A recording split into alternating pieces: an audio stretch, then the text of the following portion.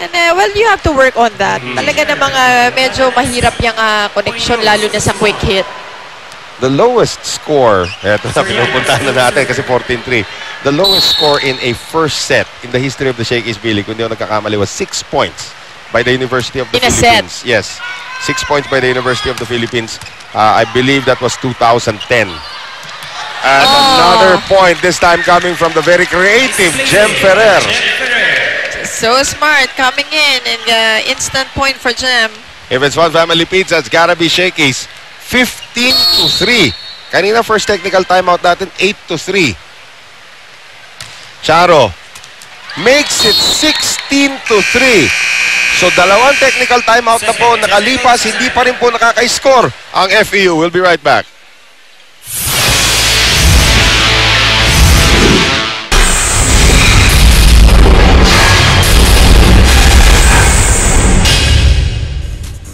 Well, mga kaibigan, paalala po muli, bukas alauna ang laro ng FEU kontra Philippine Army dito lang po sa GMA News TV. At ito, preview ng isa sa mga manlalaro dito sa Shakey's B-League. Our Shakey's Face of the Day, si Soraya Pomla, 21 years old from Thailand, na maglalaro para sa Cagayan Valley. Ayan, kita mo naman yung pati yung pigtails. Pinatikim muna ng pizza. Oo, pwede yan. Pizza. Sabi ko nga sa kanilang coach, hati tayo sa pizza. Well, so far itong Smart, 7 attack points. Ang FEU wala pa, partner, in this set. Yan ang nagiging problema dito sa FEU na sinabi ni Coach siya kanina dahil sa depensa. So, hindi pa sila nakaka-atake. Pero may isang block point na rin itong Smart at wala pa rin ng FEU. Si Bagang talagang dinidiin na. Simborio getting it across. Here's the back set now for Sue Roses. Pang-walong atake ng Smart. Kanina, I have to correct myself. Nung first technical timeout natin, 8-1 ang score. Nakakuha naman silang 2 puntos ng right. Before the second technical timeout. But again, this is is threatening to break a record dito. Hindi ko maalala kung sino kalaban na UP nung naka-6 sila nun eh. 17-3. Ang ating score. Oh, may free ball pa na ibibigay rito. Jem Ferrer knows what to do with that and goes to Nika Guliman for a quick hit. And si Jem Ferrer, pagpasok niya, parang praktisado na siya with itong teammates niya. Apat na practice session pa lang daw sila. Parang kilala niya na. Timeout shot ulit, timeout shot. Iangat naman natin yung score natin. Kung may plano kayo sa laro na to. Okay? Kasi napakalayo nung pinapractice natin. Kasi nilalaro natin ngayon. Masyado yung pinapressure. Actually, hindi naman kayo inaano nung kalaban eh. Wala dapat pressure kung iisipin eh. Kayo yung pressure sa sarili nyo.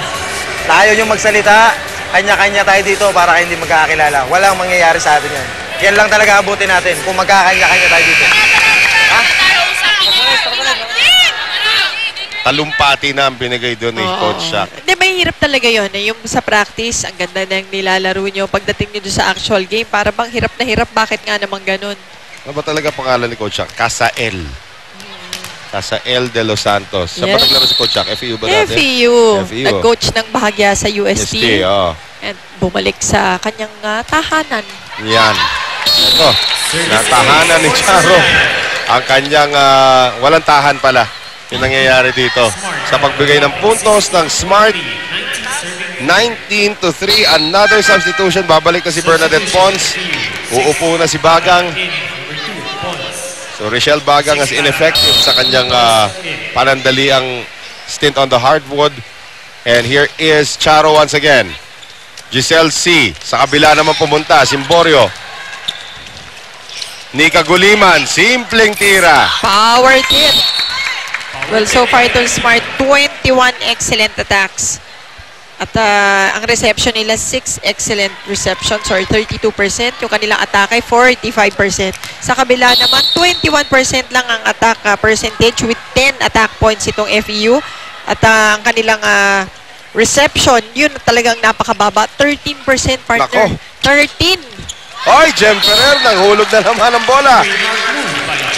Ito si Jem, tinanong ko sa kanya kanina, parang tagal mo yata nagpahinga sa volleyball. Talaga nagpahinga daw siya. And salamat sa mga kaibigan natin sa Rexona Anti-Perspirant Deodorant. It won't let you down. To NU. Good serve once again by Soriano. See, this time going behind Banatikla with the block. Free ball coming up there from Simborio. Panatikla adjusting. Giselle C. Simborio across. Bernadette Pons. Yes! Finally nakapuntos na ang FEU. And the crowd goes wild! Finally! Sabi ganon, dito sa set na to.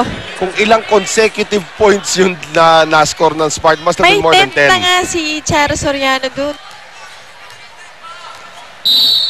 Pero finally, The Bernadette youngsters Pons, scoring one over Smart. and into the net goes Pons. Once again, the lowest score recorded in a set was 6 points by UP, and I believe that was in 2010. FEU is threatening to break that record. Here's C. Another block point from Nika Guliman. That's right. Nika Guliman single-handedly blocking that quick hit. 23-4. Maruha Banatikla. Not a good reception once again. Simborio has to ad-lib. Roses. Papunta rito kay Gretchen Saltones. One more time around para sa Smart. Sue Roses. Ayan, error na. Oh, medyo na baby yung palo na yun ni Sue Roses. Pero one attack point lamang para dito sa FEU in this set. Ha? Yun. Nawalan kasi ng reception eh. Doon nagka-problema. Di maka-atake. Simborio goes wide on her serve. Hindi rin makakatulong yun. Nasa Smart now gets set point. And the record might be broken. Dapat daw yung maya ka naman sa eskwelahan ko, Barry. Eto ngayon, si Nerio going long, and it is a new record in the Shakey's V-League. Lowest points scored by a team in a set now belongs to FEU. As Smart takes the second set, 25-5, the new record. So titignan natin dito. Records are meant to be broken, di ba? Shaky play natin. So, eto ngayon, napalakas. Total defense ang pinakita doon na Smart to get that second set. Ako po si Remy Palma at ako naman po si Bernadette Pons ng FEU Lady Tamaraw at kayo'y nanonood ng Shakey's V-League Open Conference Season 10.